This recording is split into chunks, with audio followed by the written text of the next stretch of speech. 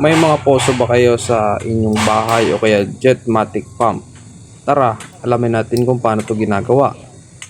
So, una, ito po pala ang aming pamamaraan sa paggawa ng poso o Jetmatic pump. Dahil ang mahal na ng bayarin sa tubig, so naisipan namin na magpagawa na lang ng poso. So, bago ang lahat, intro muna tayo.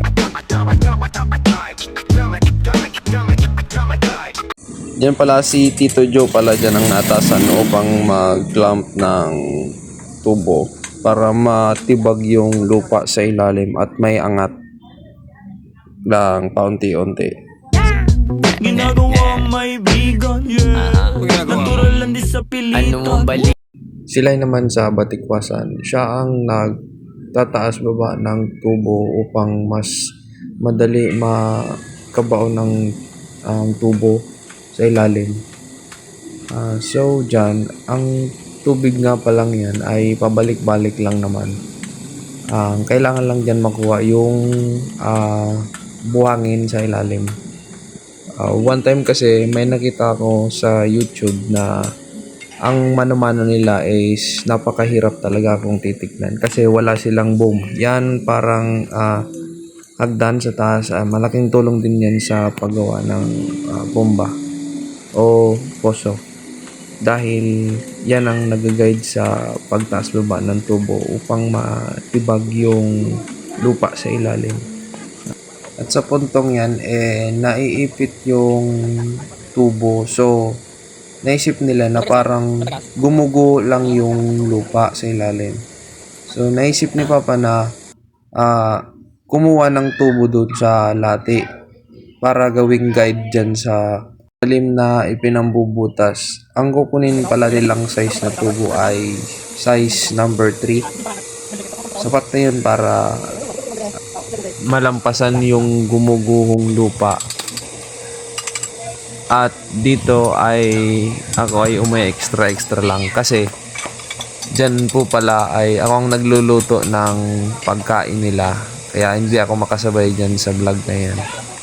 So sa puntong yan parang naiipit yung tubo ng tinatawag nilang tining o kaya yung buhangin sa ilalim, naiipit yung tubo. Kaya para matanggal ginalaw-galaw ni Tito Joe yung tubo para makaangat yung lupa o buhangin. Yan palang yan palang screen. Yan yung sumasala sa mga buhangin para mailabas at hindi na makabalik sa baba para tuloy ang mabutas. At yan pala ay nagpatuloy lang sila sa pagpapababa ng tubo o paghuhukay ng buhangin. So, ako dyan, tamang extra lang.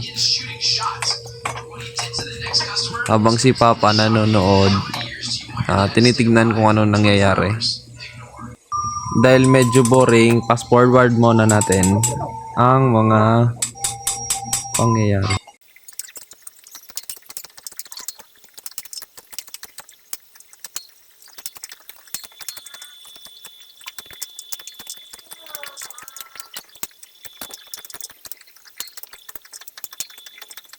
At dito ay napansin nila na parang bumabalik-balik lang yung buhangin. Dito ay makikitang talagang matigas talaga yung yung lupa kasi natabunan ng tining yung tubo. So diyan tinatansya ni Papa na lalagyan ng detress na tubo. Diyan tinandaan muna ni Papa yung tubo upang pag angat ng tubo matansya nila kung anong haba ng detress na guide ang ilalagay nila para malampasan yung gumuguhong buhangin. At dyan nagpahinga muna sila. Sa mga gustong mag-inquire po pala, ito po pala ang cellphone number namin at yan yung mga kaya namin gawin: submersible pump, patubig, Jetmatic, deep well. So yan, tinatry ni pang itaas yung tubo pero talaga namang naipit talaga sa tining kasi gumugo lang yung lupa sa ilalim. So, dyan, tinataas na nila yung tubo para habang naghihintay doon sa kinuhang detres para gawing guide dyan, ready na sila para ilagay ulit. At dito naman ay tatanggalin na nila yung pangalawang tubong ibinaon. Diyan pala ay dalawang tubo lang, o hindi naman talaga dalawang tubo. Isa't kalahati kasi yung talim nasa kalahating tubo lang naman yan. Sobrang babaw lang naman ng tubig dito sa amin. Water level. Ako nga dyan ay naghatid na naman ng pagkain upang magkakain naman sila.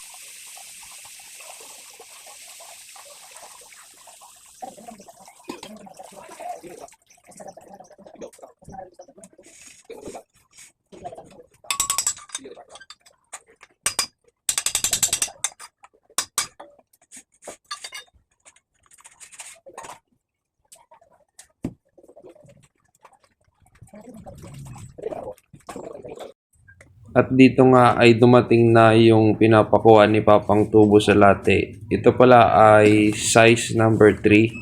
So, tinatry muna nila dyan na ibaon yung buong tubo. Pero, hindi naman yan kaya kasi sobrang haba. Hindi mapupok yung tubo para maibaon. So, ang ginawa nila pinutol muna. Diyan tinatry muna nilang ibaon pero hindi talaga yan kaya. Kaya pinutol muna ni Papa.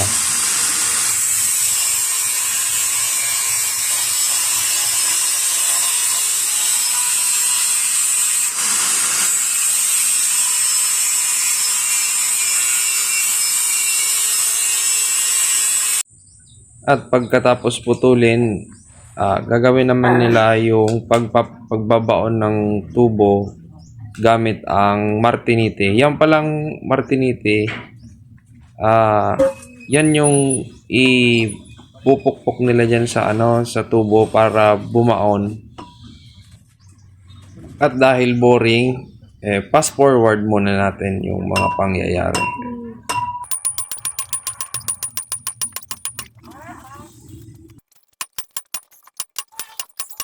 Dito pala yung pinakamahirap na trabaho ng isang nagdi-drilling.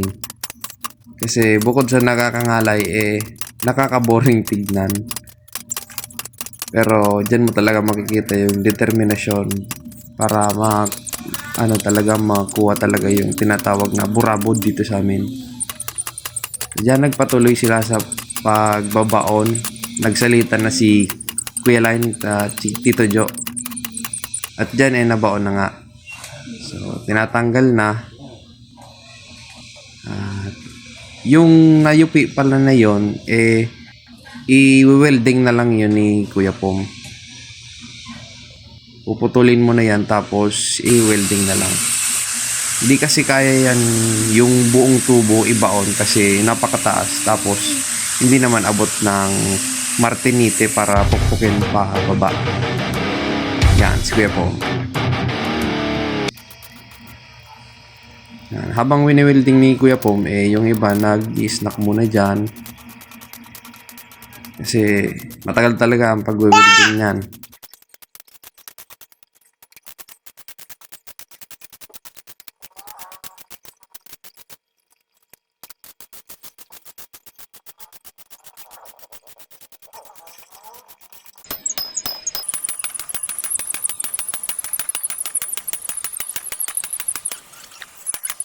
At finally, naabot na nila yung tinatawag na burabod.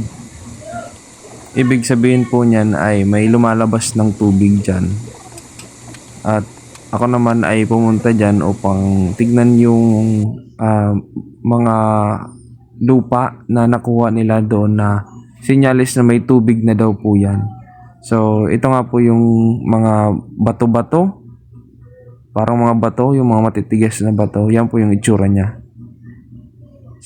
At nagpatuloy lang sila sa ginagawa nila. Ngayon naman dito ay pumunta si Kuya Tip dito. Siya naman yung parang clearing. Dahil mamaya magti-testing na sila ng tubig kung meron na ba talagang lumalabas. Pero may dinala silang konti pang detress para sure talaga na yung tubig ay mas malakas at hindi mauubusan ng tubig sa ilalim kung sakaling mang uminit o kaya humina yung tubig. So dyan, tinanggal muna nila yung tubo para i-testing daw yung makina kung meron na talagang lumalabas na tubig. Yan, pinalagay lang nila, tapos mamaya titesting na nila kung meron talaga yan.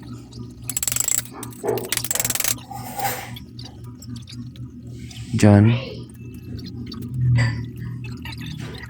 kaya binubuhay lang ni Kuya Line.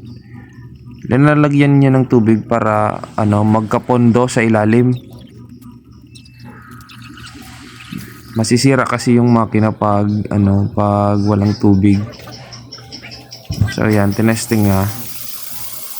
Yan, malakas talaga ang tubig dyan sa ilalim. Pero mapuputol din yan.